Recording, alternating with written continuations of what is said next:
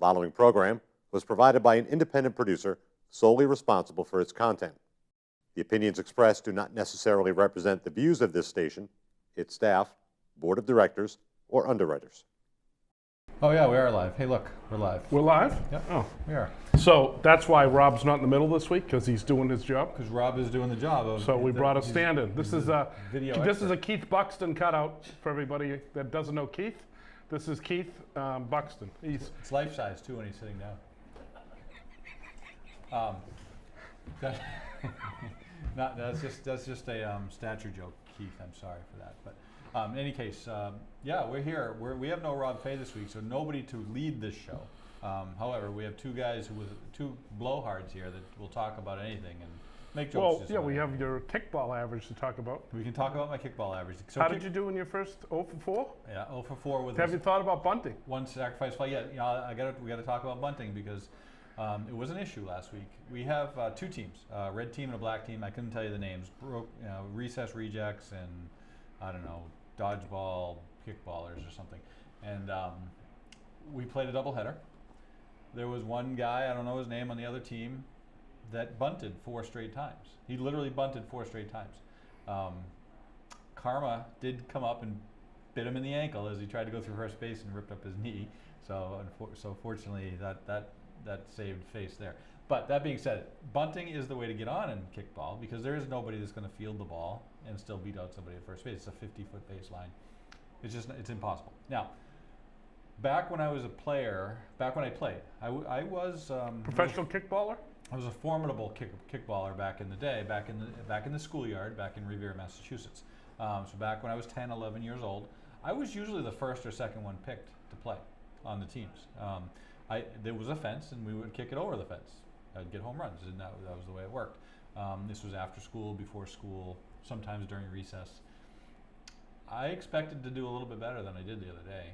As an adult, for the first time playing kickball since 1979, I'd say, maybe, I popped up 4 straight times. Popped up. Barely made it out of the infield. If I did, I don't even know if I did. 0 for 4. We had one player on our team, fine young lady, had 4 straight hits. Phenomenal. Line drives, ground balls, everything. I couldn't figure out how to do it. I tried kicking the top of the ball.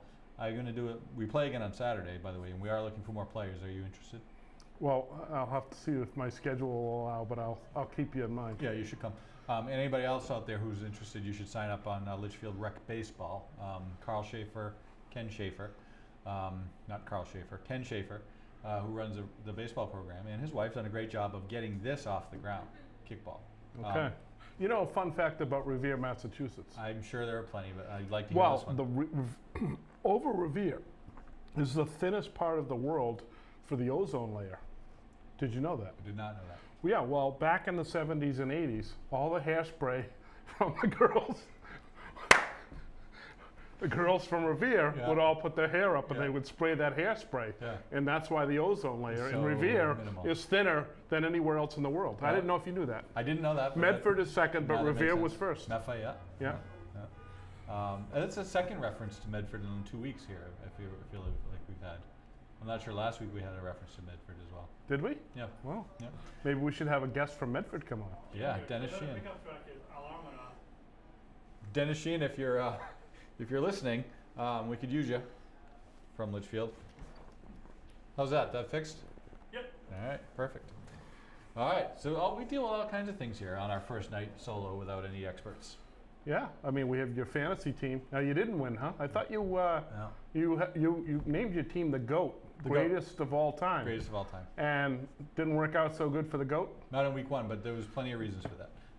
Slaughterhouse or what? To get taken to the slaughterhouse? No, we lost by 1 point late on Monday. Tuesday morning, I believe, is when I finally lost, when C.J. Anderson from the Denver Broncos got a 2-yard gain on a meaningless play late in the 4th quarter to give him an extra point, move his total rushing yards from 79 yards to 81 yards, giving him that extra point from 7 to 8, and making the tie game, which should have ended in a tie game, a loss for the GOAT.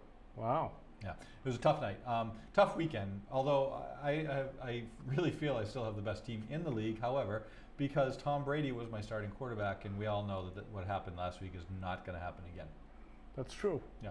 Yep. So the two highest rated quarterbacks for last weekend, as most people predicted, were Alex Smith and Sam Bradford. Yeah, most people predicted that. Yeah. I will say this, that in the fantasy football league, now your team aptly named, and probably the most creative name, the North Korean Air Force. Yes. Phenomenal name. Not a very good team, but a very good name. Yep. Well, I'm looking for that prize at the end of the season for best team name. Donkey prize? Yeah. I mean, there must be something for last place, right? Yeah, we'll figure something out. So you lost by about 47 points, I think. I did. The guy that was playing me, I think he put all his starters in. I thought it was still preseason. I played my bench players. That makes sense. So this week will be different. Okay, good. I feel I will win as well. You do? Yeah. So what during the week I enjoy watching the Twitter feeds. You do? I do. Yeah. And I see there are a few people in town, Eric Gibbons being one, that I like watching. Do you get to watch Eric Gibbons' Yes, tweets? I do. Okay. Yeah. He's an intellectual, and there are definitely some laugh out loud moments. I'd say I can tell his political views based on his tweets. Yeah. Really, it's kind of vague to me, but he is funny to listen to. Now, more importantly, into the present moment, You like one of my tweets? One of your tweets, I started following your tweets because of one that I saw earlier this week. So tell me a little bit about your thoughts on, ESPN reporter Jemele Hill. Well, I tweeted that I felt like she should have been terminated for her comments that the sitting president of the United States is a white supremacist. No. And I feel that way because ESPN's had a policy that got Curt Schilling fired for making a similar style reference. Yeah. Schilling made a reference in his Twitter feed about a year and a half, 2 years ago, about the fact that 10% of Muslims were radicalized, and back in the 40s, 7% of Nazis were Nazis, so do the math. And ESPN terminated him. This young lady, she decided that she wanted to call the sitting president a white supremacist, and she's entitled to her opinion. However, ESPN is on the record that they don't want their sportscasters to speak publicly about their political affiliations. So clearly a double standard. Double standard, I felt. And as it was revealed last night, Linda Cohn, a longtime ESPN employee, a white female employee of ESPN, 25-year veteran, was suspended from ESPN by John Skipper, the ESPN CEO, because she made a comment that she felt that ESPN has become too politically internally. So she was suspended for her comments. Schilling was fired, but Jemele Hill made comments about a sitting president, and nothing happens.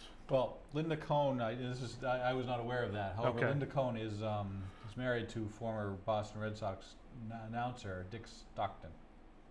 Okay.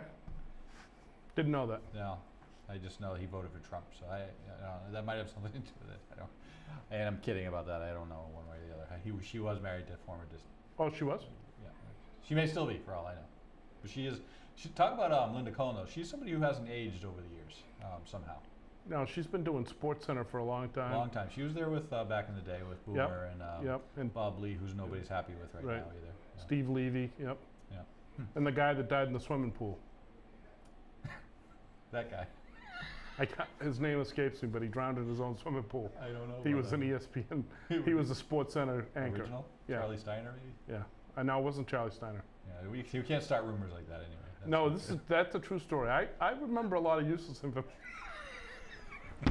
I do.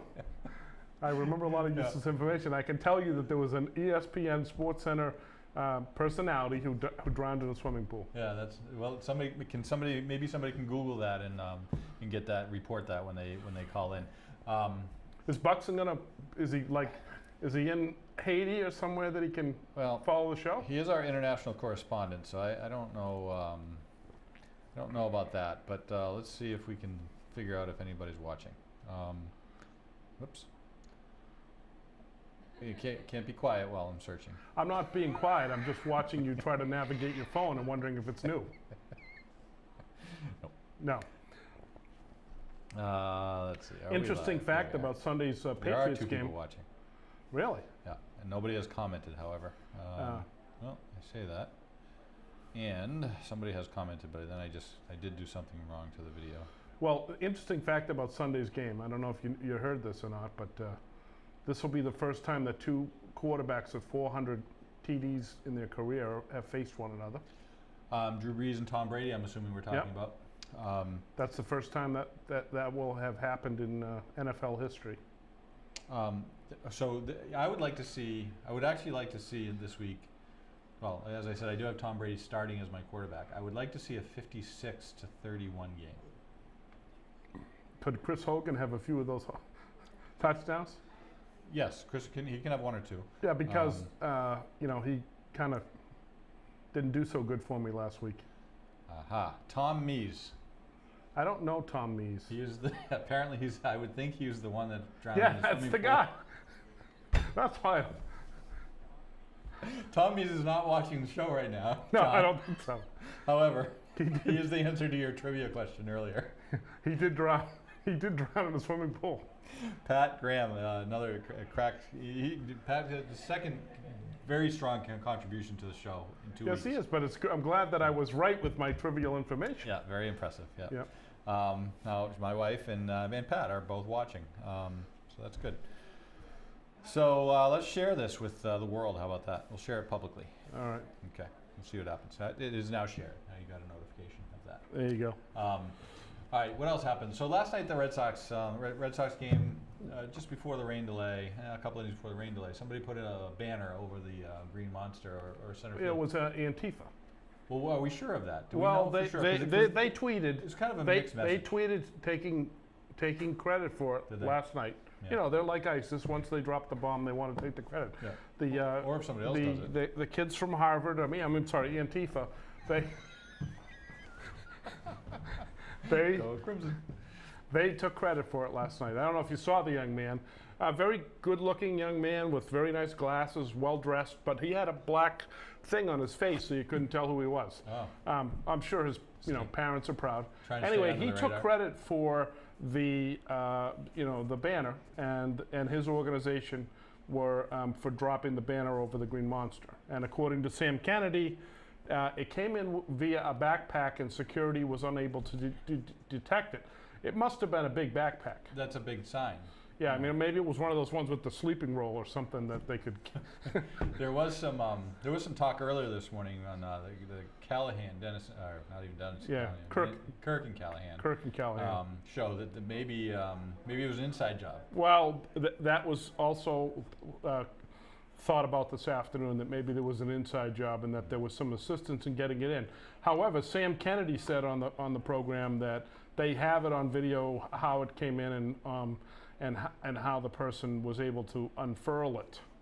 That word was used a lot today. Unfurling. Yes. The unfurling. Isn't that one of those? Isn't that the sport that Keith Buxton called in up on last week? No, that was curling. Curling. Okay. Unfurling. Unfurling is for women to play curling. No. No. Unfurling is when something, Okay. you let something like it. roll down. Got it. Okay. Well, on a good note, we have 4 viewers. Jason Brennan has just joined.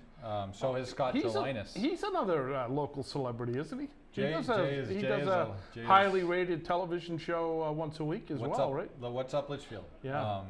He does a What's Up Litchfield news program, but also he spins. He's a record spinner on at Vinyl Night. Yeah, he is. I've sung for him, and I He and don't know Pete if you Salinas. know that, but yeah. You've sung for him? Well, I've Did you been- serenade him?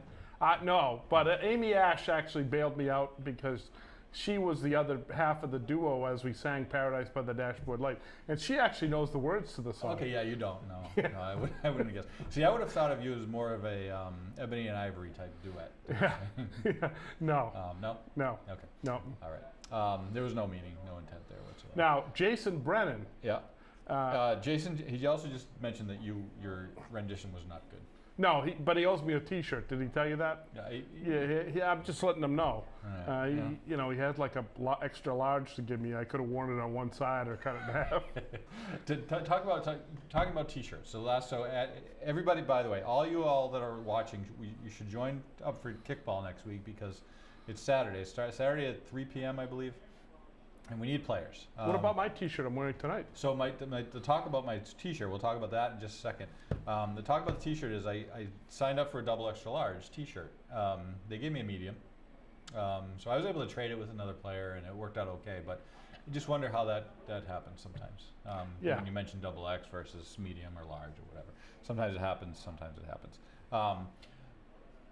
Well, okay. So I see your T-shirt tonight. I see. I believe you made that for tonight's show. Yeah, I did. Okay. Especially. So because you support the press box, and the press box being what? Well, at Campbell High School, our football team and soccer team play there. We use some scaffolding, open air scaffolding, which has been basically secured to the fence and to the ground. But it's essentially a couple of slabs of plywood on top of some scaffolding with a couple of rickety tables, and it's really not very, very safe, number one. But number two, as a community and as an organization, I think we would want to have a more presentable opportunity for our football team, who is undefeated again this week. They won 42-0 last week. Yeah. So that's 83 points to 0 so far through 2 games. So Coach Gus seems to have his team in mid-season form. So the press box is something that's needed in town for the football team, but can it be used by others? Well, it could be used. Well, there's a couple of benefits to it. One of the other benefits to it, lacrosse uses that field, soccer uses the field, football uses the field. In addition to being a press box and a place for coaching staff and announcers to sit on the top floor, on the bottom floor would be the concession stand. So I think there's a lot of benefit to it. A couple of great local contractors have agreed to donate their services, so it's really just materials at this point that need to be funded. It's not taxpayer dollars. It's being funded by fundraising efforts, brick selling. I think there's a big ticket item or a big ticket auction that they're going to sell, and I think it's a good cause. So it is so a great as a cause. person whose son played football at Campbell, and I, listened to John Gorham announce from the scaffolding, I think it would be nice for future generations to have a real press box to hear their kids' There are opportunities called. for community members to purchase bricks and to sponsor and to do various things. You can check that out. I wanted to mention that Jason Kirshner just joined the telecast to watch. Love to see some comments from him. Jay is an executive at ESPN, and would love to hear his comments on how things are going down at the. He must be a Democrat. He may works actually. at He may ESPN, be. right? He may be retired by now. I don't Oh. know, but he's been there for a good number of years. He was. Jason Kirshner was a baseball player. Played for me at New England College. He was not a good baseball player. At Did all. you bail him out of college? No, but it was one of his teammates that I did bail out. Oh, you bailed him out of jail. His Doug. teammate. That was Doug. Yep. What position did Jason Kirshner play? Jason was a self-made knuckleball pitcher. Yeah. Yeah.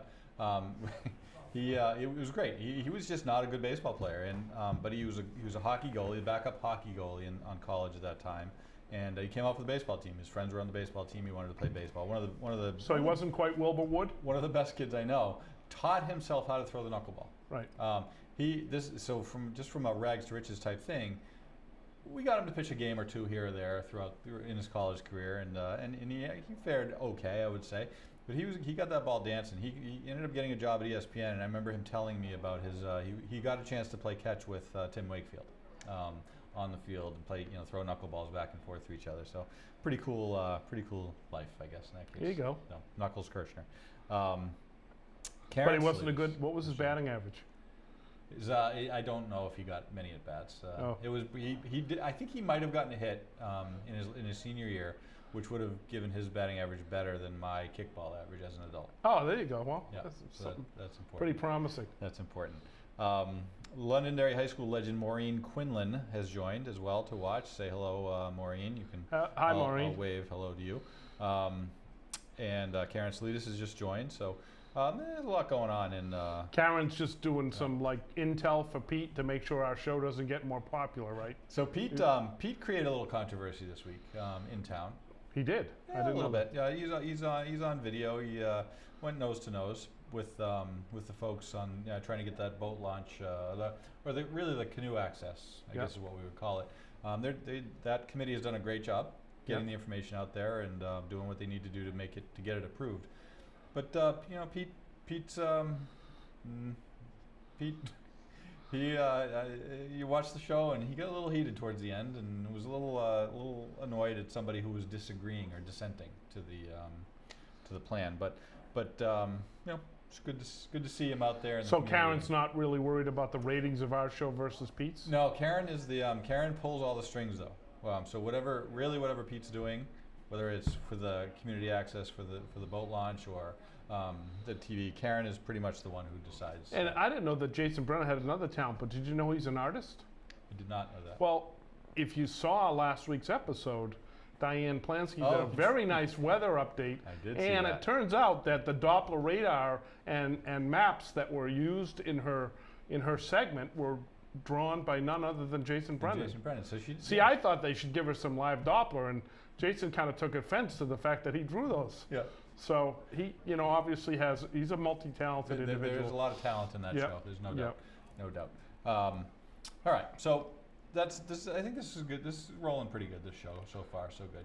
I'd like to see somebody call in. If anybody has my cell phone number, feel free to call in. We'll get you live here. If you have a comment, I'm not going to give out my cell phone number, but if you have it, feel free to give us a call. Talk about something on sports. Now we've covered already. If you're just joining, we've covered Jamel Hill and her inappropriate tweeting, Kurt Schilling and his inappropriate tweeting, which both received different types of degrees of. My premise was simply response from the company. that ESPN should have been consistent. I don't agree with either one of the tweets. Yeah. My premise was that if Schilling got fired for what he said, I didn't understand ESPN not taking the same action against someone else. And you were very clear about that publicly. Yep. Millions of people saw your tweet about that, and that's fair. Yep. And I do think it's fair. We covered Antifa's involvement in using Fenway Park as a forum to suggest that racism is American, as American as baseball, Yep. and even potentially apple pie. Right. Well, Daryl Davis is famous for that quote. I don't know if you've Which quote? that racism is as American as apple pie. And baseball. No, but if there was a documentary on NPR about Daryl Davis, who was a black man who actually studied or they followed Daryl Davis through his quest to understand why racism existed in Maryland, and he actually met with members of the Ku Klux Klan in Maryland and tried to ask them why they felt the way they did about him and the people, needless to say, the phrase that was used in his book was not America, but it was racism is as American as apple pie. Interesting. So I didn't even know that, and I just used it. Again, useless information that I keep in my brain. Yeah. Well, I'll say this about useless information. My wife says that she has that, and she says she can't store any more useless information in her brain because she says at this stage in her life, if she were to add something new to it, something that she may need down the road will fall out. Right. So she chooses not to learn anything at this stage. Well, what I find is the more I eat, the bigger my head gets. I can fit more useless information. Yeah. So I I don't know that your wife wants to do that, but for me. Well, a famous comment that again, Harry Gray, who has filled my life with a lot of quotes in my day. One of his famous quotes, in my opinion, is eating is simply a state of mind. You don't ever really have to stop. And he proves it. So, all right. So that being said, he's got a face for radio he too. He does have a face for radio. There are a lot of faces for radio in this show. Yeah. Now, why the Woolfolk shirt? Okay, that's a great question. Thank you. I appreciate it. This is in protest of the Patriots' defense from last Thursday. Did they have a defense on the field? There wasn't much of a defense. I don't know if you know this, but that was the most yards ever given up in the Belichick era. Yeah.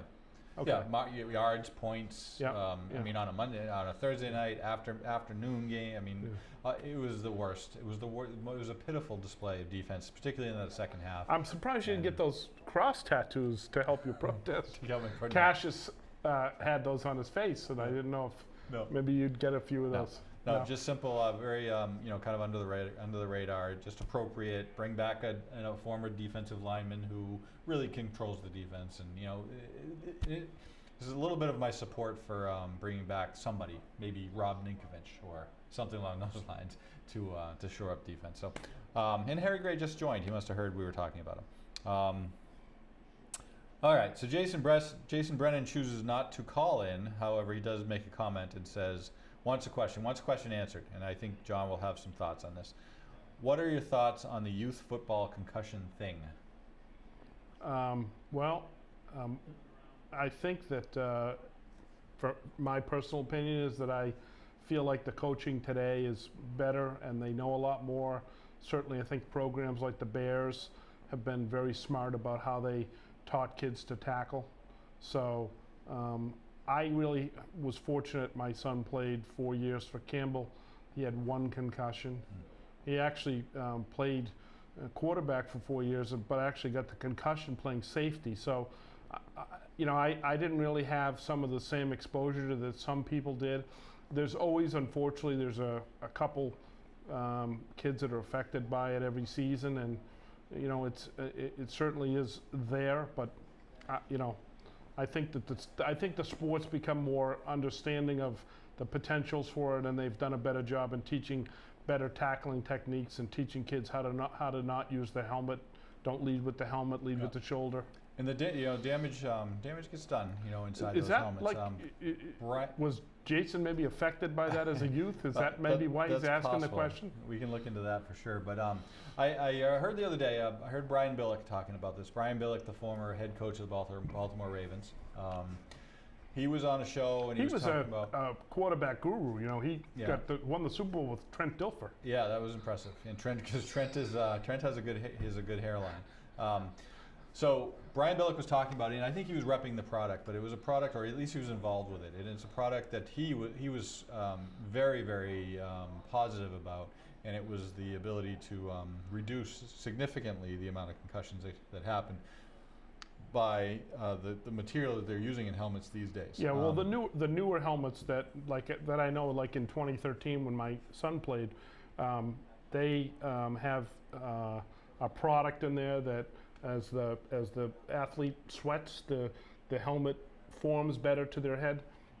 And if you notice, this year in the NFL, they have a new product as well that's like a bunch of shells that are concaved above one another. So they're certainly improving the technology to the heads. I think, with all the exposure and the movie Concussion and what Will Smith did, and the NFL has to do something, and and they have to do it not from the top down. They have to do it from the bottom up if they're going to have players to play 10 years from now, 20 years from now. Because the days of guys like Brandon Merriweather and the guys that led with their head and were essentially considered headhunters, those guys wouldn't make it in the league today because they'd be banned and sued and thrown out of the league. They'd be out of money. We just so for the second time in 2 weeks, we've been joined by somebody from international waters, and I just earned 5% cash back on my Discover, so that's good. But Jamie Roach, an attorney from formerly of Londonderry, is now living in Australia, has just joined to watch the program. I do hope that Jamie does make a little comment here or something he'd like to talk about. He is a Yankee fan. How do we feel about Yankee fans? Did he finish high school? The Yankee fans? Jamie. Jamie in particular? Well, because I wonder if their level of intelligence, if they like the Yankees. Well, that's why I asked the question. I believe he was from Connecticut, so it's kind of the same thing. So probably he had no choice, because once you get beyond like New Haven, you have no choice. You either have to be a Yankee fan or a Mets fan. So I guess he chose the more popular of the two teams. Yes. Yeah. So he took the Yankees, and whatever. He still lives in Australia, and he's offering nothing to the show. So it is nice to see Jennifer Bessie Kidwell has just joined on. Oh, has she? She wants to see the shirt. You can look at it right there and say hi. See, there you go. There's the shirt.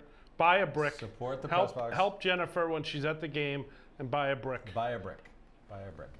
All right, so sports again. So we've talked about pretty much everything. I just feel The a little Bruins bit like signed Howard Stern. Pasternak today. Pasternak, because they were a little worried about him signing in the KHL. Right, Yeah. and he got Which a is pretty what, nice the deal. the Korean Hockey League? Is that No, what it is? No. No, that's actually the KHL is Finland and Sweden. It's in European league. Communist? No. K no. for what? What does the K stand for? King. King Hockey League. All right. Anyway. Koala. Koala. Oh, that makes more sense. Yeah, Yeah. especially with the Australia, I guess. All right. So he signed with the Bruins for $6.67 million per year. Yeah, pretty Oh. nice deal. A pretty good deal, but he is the best player on the team. Yeah, So he deserved it and earned it and Yep. whatever. Although that's a whole other program where whether these athletes deserve the kind of money that they get. right. Although they don't make anywhere near the kind of money that some of the other sports make. So I mean, in general. yeah, no, I Athletes in agree. general, but- 6.67, but when you Hockey think is- about the fact that we're going to pay David Price, $30 million for 70 innings this year, seems like maybe Pasternak's a good deal. It is a good deal. I hate hockey really, and I don't hate hockey. The Bruins are not my favorite team of the four Boston teams. They are my fourth favorite. However, if I'm going to watch a sporting event live, I will prefer to watch a hockey game live than most others because of the effort that a hockey player gives throughout the entire game. Baseball, there's not a lot going on other than the pitch and the hit and the swing. Right. Football, my father-in-law will tell you that when he watches the Super Bowl, he doesn't necessarily care who wins or loses, but what he'll do is he'll time the action of the game. So for a 60-minute NFL game, he'll say at the end of it, he'll tell me that there was actually 4.5 minutes of actual game action. He times that. That's what he does every year. He's got it all written down, and I find that to be somewhat interesting. And then NBA basketball, is a two-man game for about half the game, Right. and not a whole lot going on otherwise. So, Basketball's my least favorite of the four. but the Bruins are no fun. I think Jason Brennan takes offense to that because I think he made a comment earlier in the. He likes the Bruins. I think he does. Yeah. Yeah. I don't dislike the Bruins. I just think hockey's just a dumb sport. I guess I feel like Don Sweeney is like Harry Sinden, and that the Bruins will never be that great team because the Jacobs never want to spend the money to get the big players. Yeah.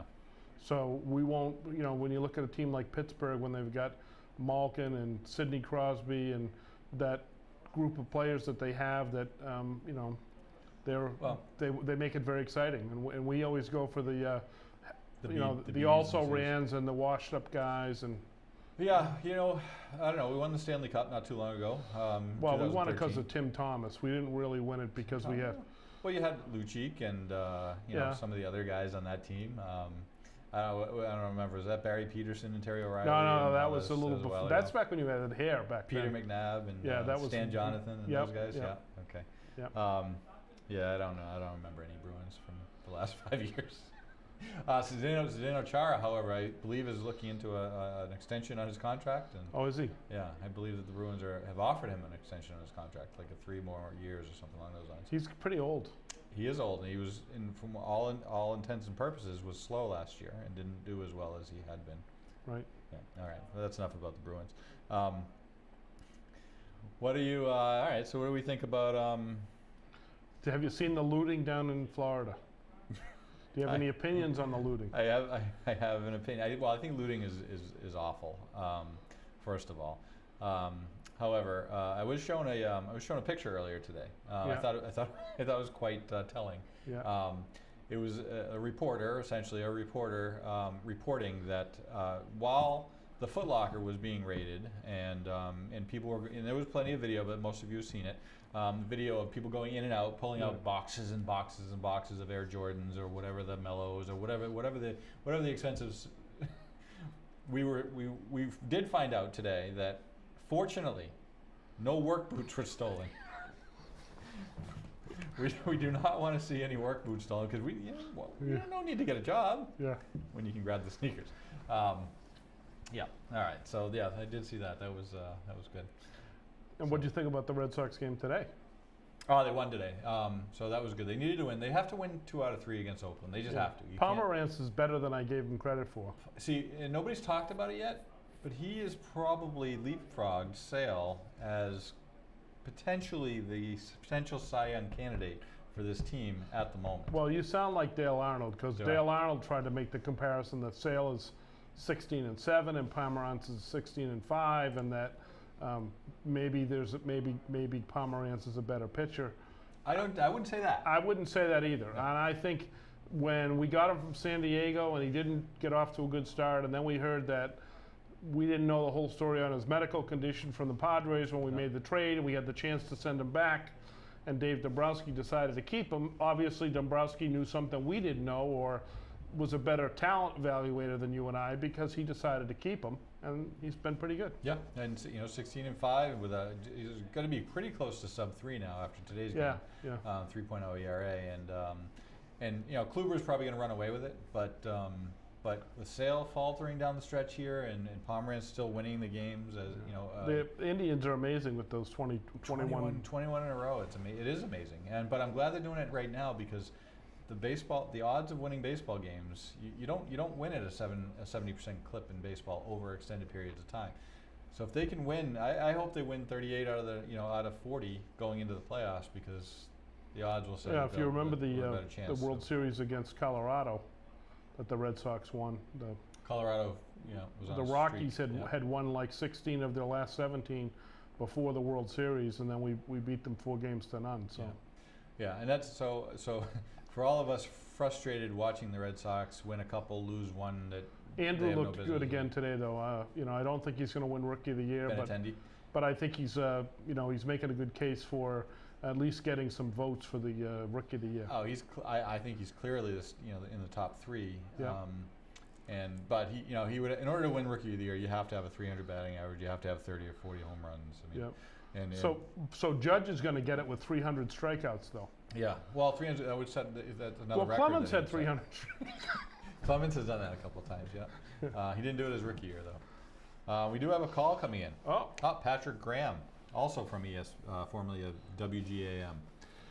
All right, Pat, hold on one second. I'm going to put you on. Pat Graham, welcome to the Fantastic Sports Show. How can we help you? Good evening, gentlemen. good evening. So you may have heard the reference earlier to the Hudson Litchfield Bears. I believe that you might be the sideline reporter for that game today.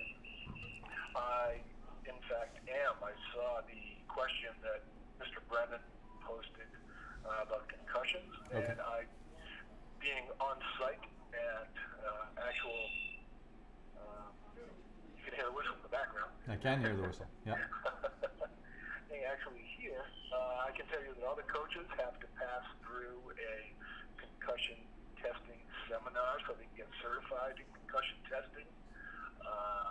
If something happens during a game or practice where one of the players has some sort of dizziness or a little head injury, or they are brought to the sideline, and either the coach or an EMT on site gives them an instant concussion test, and if it's deemed that they might be concussed, they are held out for the rest of the game or practice. So you were right about the tackling has changed. It's heads up, don't duck. You don't lead with the crown of your helmet anymore. It has come a long way. It's actually called the Seahawks way. Pete Carroll instituted this video about the proper way to tackle, and that is the way that all the coaches in the Hudson Litchfield Bears have been taught to teach their players how to tackle. So it's doing well. There haven't been any concussions on the team this year. Granted, they're only 2 games in, but it's working. Well, it's good to hear. Safety is first and foremost in youth sports, I believe, and that's good to hear about the Hudson Litchfield Bears. How is the Vanilla Gorilla doing? He's doing well. He had a good game against Salem. The schedule maker has not been kind. We opened with Pelham and then played Salem, and they were both semifinalists in the state last year. So it was not a good outcome, but we have our home opener this weekend against Wyndham at 11 o'clock at Hudson Memorial. So I'm expecting a sellout crowd, but that remains to be seen. And what do the tickets cost? tickets are just drop my name at the gate and you can get in free. I guarantee it'll be a sellout then, so that's good. Absolutely. Standing room only, I'm assuming. Why wouldn't be? Yep, standing room only. Well, that's good to hear. Sorry to hear about the schedule maker, but good to hear that the gorilla is tearing things up on the field. So you probably were listening earlier. We talked a little bit about what's his name, Pomerantz, potentially being Drew Pomerantz potentially overtaking Chris Sale as the better Cy Young candidate for this season for the Red Sox. How do you feel about that? Well, they both have 16 wins, but I would still hang my hat on Sale. In the past, he has been known to fizzle out in the second half of the season, but he's never really been on a playoff contender, so that might put a little fuel into his fire, and hopefully he can overcome the past doldrums in the second half of the season and perform quite well in the playoffs. Well, I think there's no doubt that Sale has the stuff. You know, he's got the lightning fastball. He's got the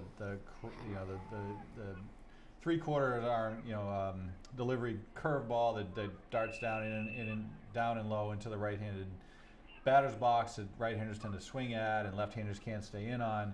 So he's definitely, he's nasty. He's hard to pitch against. He reminds me of a small Randy Johnson back in the day. Pomerantz more like a Dave Righetti, Righetti spaghetti. But that being said, coming down the stretch here, when it matters, Sale is he's won 2 and lost 3 in his last 5, and I think Pomerantz is 5-0 in that same time. He is, and Pomerantz has been unbelievable since the All-Star break. Yeah, so he's only lost 1 game since June 5th. So that's an incredible stat. It really is, and particularly after a game, because Doug Fister was on fire for a little while. Pitched 4 of his last 5 games were great, and then he comes out and throws 4. Gives up 4 runs. Fister's a guy like inning. Wakefield, though. He can't get out of the first inning a lot of times. Right. Then he seems to settle down. He gets like a first inning jitters. Yeah. He'd be great in a 10-inning game, Yeah. Yeah, it would be great in a game if he could make it. Pat, thank you for calling in and your input. Do you have anything else you want to add before we take the next call? No, I'm just looking forward to seeing everyone Sunday at 11 at Hudson Memorial. All right. Home opener. All right. We drop your name at Hudson Memorial. That's it. All right, man. See ya.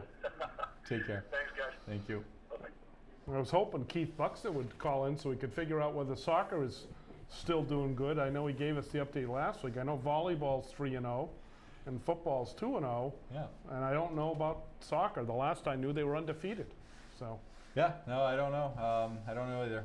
I guess I should ask the school for some scores ahead of time so we could maybe get some shout outs. Well, the beauty as we kind of wrap up tonight, I think the beauty of this show is we are an evolution. Yep. We're not a revolution, we are an evolution. We'll be constantly evolving to become better and bring our viewers what they need to hear. Right. That will include Campbell Sports. We can go through the whole year and talk about Campbell Sports. And it really is one of the best athletic programs in the state. Right.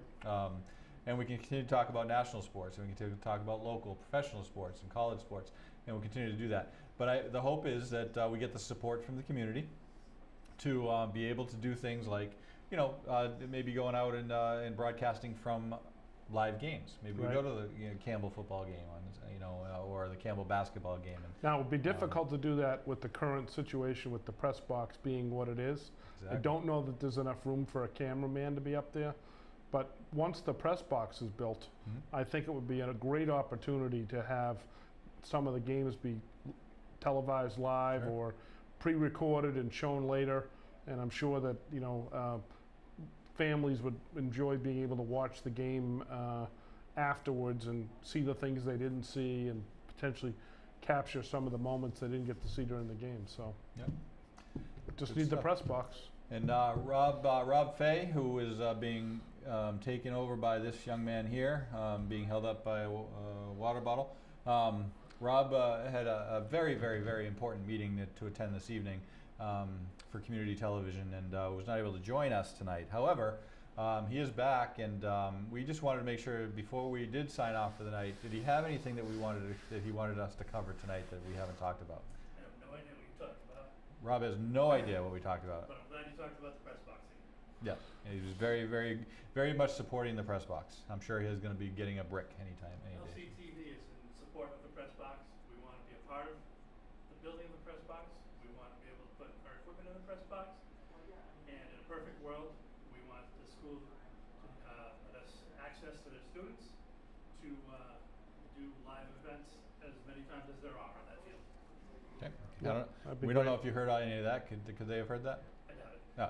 Well, Rob is Rob on behalf of LCTV 20, Litchfield Community Television, is stating for the record live on Facebook and LCTV 20 that LCTV 20 is a huge supporter of the press box because they'd like to be more involved, have access in the press box to do live events and live games, and access to the student athletes, being able to interview and do the things that the local community television should be able to do with their local high school. Well, and occasionally, a Teams. couple times a year, the Telegraph will come, MUR will come.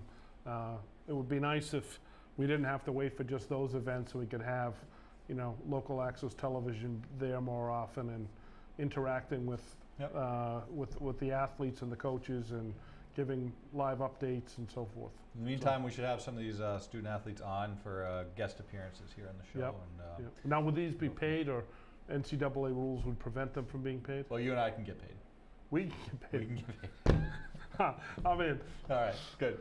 All right, thanks for watching. Any No, last words? sign you're off good? until next Thursday. All right, we'll see you next Thursday. Thanks for joining and looking forward to it. Thank you.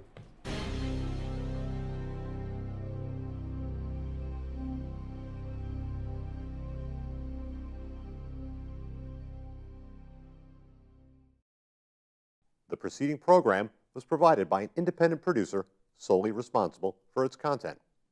The opinions expressed do not necessarily represent the views of this station, its staff, board of directors, or underwriters.